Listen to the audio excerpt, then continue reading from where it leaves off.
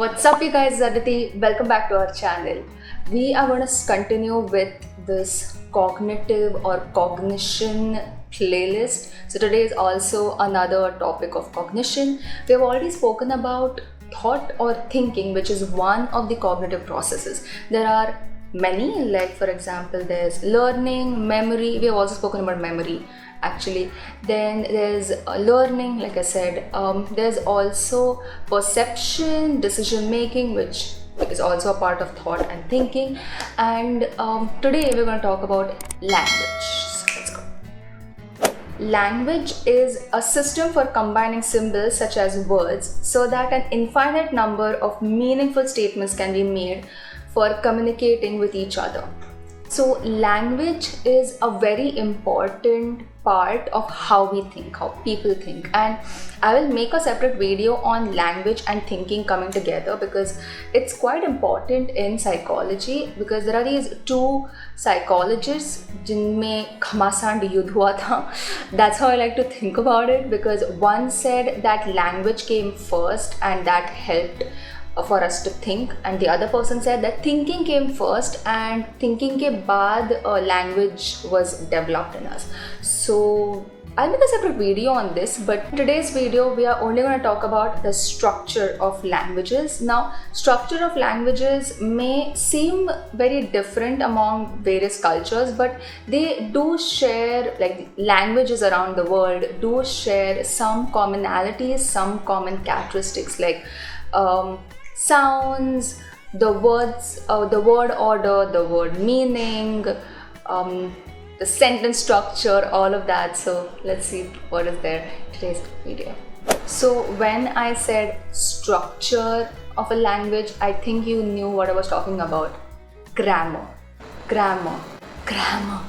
Grammar is what actually has all the rules of a language and how to use a language. So that's what grammar is. And if you think about it, like how did we learn the grammar of our mother tongue or any language that you learned when you were a baby? I'm assuming it must be your mother tongue, or even any other language that you picked up which was not your mother tongue. So picking up languages when you are kids, how does that happen? We don't actually sit with a book open and learn, right? Like the way we learn languages or in foreign languages in school, do we? No, we don't. So how do you do that when you're kids? So we have this famous linguist called as Noam Chomsky. I am butchering the pronunciation of his name. You can read it out, Noam Chomsky. He said that we have this biological element, we have this device called as language acquisition device in us that allows us to understand language. So we as humans, we have this biological innate ability to understand and produce language by using this device called as the language acquisition device called as LAD, or it is called as LAD. When we are learning a language, even now or when you were in school, like pre-primary, primary, we generally learn languages by imitation. So we see someone speak a particular language and we start picking it up, we start imitating them, copying them. As babies, we do that. Even reinforcement, so when we make a mistake, we have been pointed out like that's wrong, and that's how we learn things.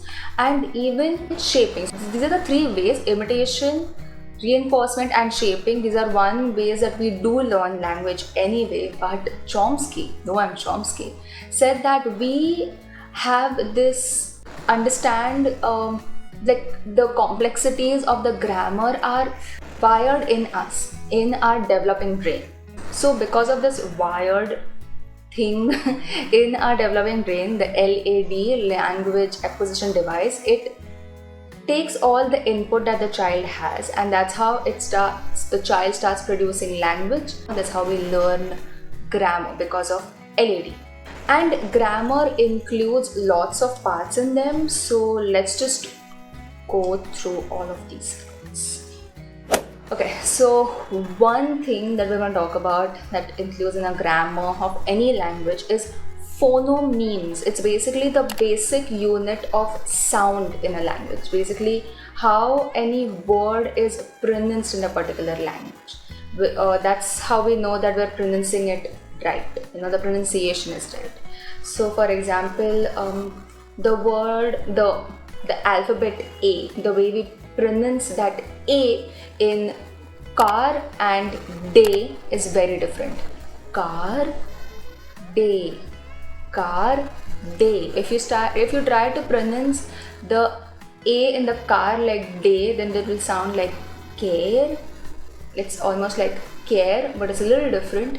So the A is very different in both these 3-letter words. Another one that I can think of is the GH sound in laughter and daughter. Laughter, it should have been written like the F or PH, but it's written as GH, but we say it as laughter, and this is said as daughter. Even thought, daughter and thought have the sound for GH. A point which is super important is that infants actually have this innate ability to recognize all phonemes, literally. But then this ability that they have, like to recognize all the phonemes, it kind of starts depleting, deteriorating after they become 9 months, after 9 months, and they can only recognize those the phonemes of that language that they are exposed to the most. Okay, so now we are done with phonemes. Let's go to morphemes. So morphemes is the smallest unit of meaning within a language. So morphemes are of different types. When I googled to make you understand this a little more, and I don't want to get into all of that, so I'm just going to try to give you as many examples as I can to explain it to you. So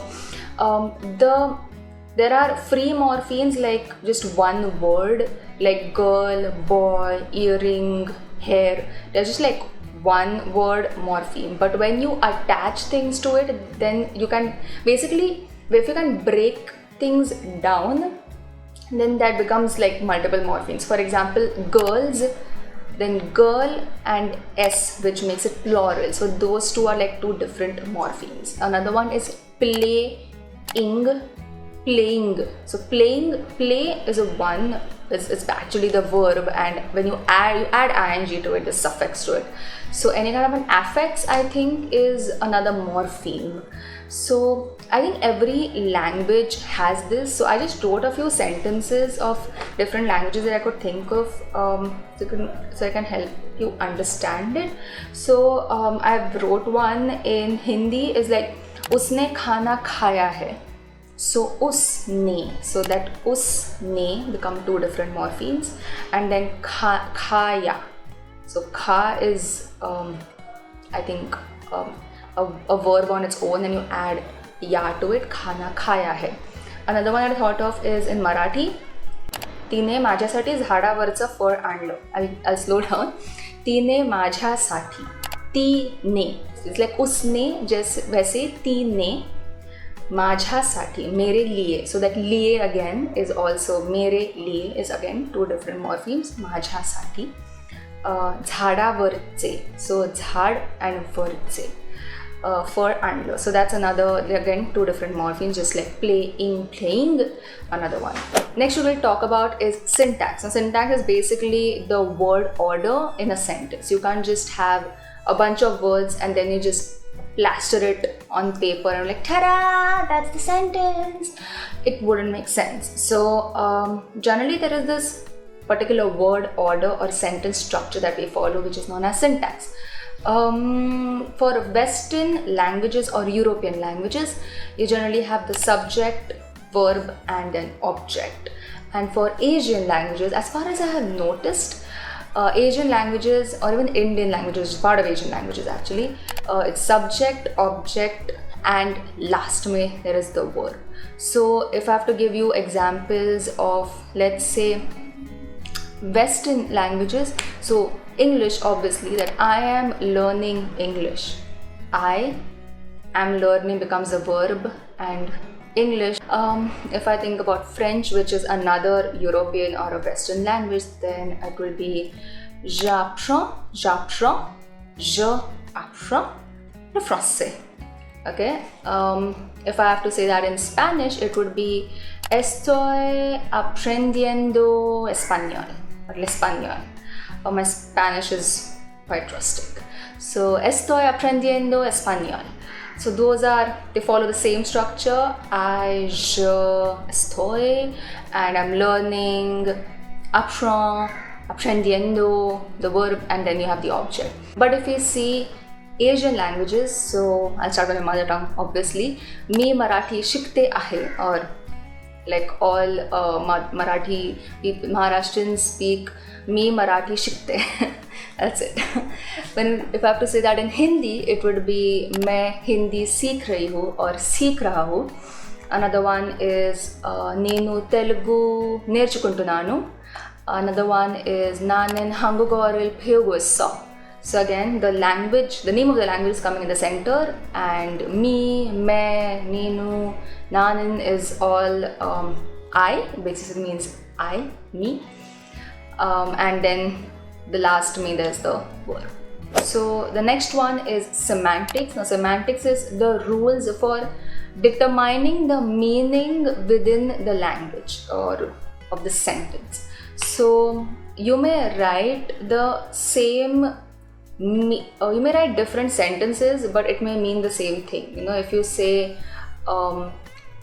something like I am playing football and the football is played by me, something like that, or I kicked the ball was kicked by me, the semantics is the same, right? Like ball kick ho rahi hai or kick ho gayi, you know, it's the same thing, it means the same thing, but the syntax, the placing, the word structure, the sentence structure is different, because it's like the subject verb object, but it's becoming like the object verb subject, you know, like I kicked the ball was kicked by me, so it's like active voice, passive voice thing. But so the syntax is different because the way the words are put together is different, but it doesn't matter because the semantic is the same, it means the same thing. Now the last part, which is not in grammar, it's something that we just pick up on when we are talking to someone, or even if when we're not talking to someone. It's pragmatics. Pragmatics is something that it's like a language. It's like the non-verbal cues, even something like our tone, our intonation when we are talking, all of that, anything that we are communicating is kind of like pragmatics. It's the niceties as well, you know, like talking like this and talking like this, the way you're talking. Like for example, the best example I think of if I have to give an example for pragmatics is when you're talking to a baby, you generally talk like something like that. It was horrible. But you get it, right? You have a higher pitch when you're talking to them, and you try to be very cute when you're talking to them. You know, you like have that high pitch, like, oh, what did you do today? You don't really talk to them in this voice. If you talk to babies in this voice, so that's pragmatics basically. So the way you talk to babies is not how you talk to adults, and vice versa. It would be really weird if you do that. Also, intonation, that is also a part of pragmatics. So intonation is where when you know when you're supposed to raise your voice, when you're not supposed to raise your voice, which part of the word or which syllable is supposed to be emphasized on. Like I just emphasized on just, or I emphasized on the word emphasize. So that's all a part of intonation, and every language has a different way of emphasizing and intonating. Is that a word? So for example, if you take English, or I know French and English really well, so if I take those languages, the intonation doesn't really matter so much. The language doesn't flow really well, and sometimes the other person may have trouble understanding what you're saying because the intonation is wrong. But at least they won't misunderstand what you're saying, or I mean they will not take a totally different meaning of what you're saying. But some languages, like I have heard Japanese is very sensitive to intonation. Like where you stress on and where you don't stress on is super important, because it can give off a different meaning altogether. Don't quote me on this because I've not studied Japanese. It's something that I've heard. And that is the end of my linguistic knowledge and also this video. So give this video a thumbs up if you liked it, and subscribe if you haven't already. I know it was quite a short video, or maybe not. It seems like it was a short video. Anyway, I'll see you next Friday with another psychology video. Bye. Adios. Arigato. Au revoir. Ciao. Annyeong. Tata. Bye bye.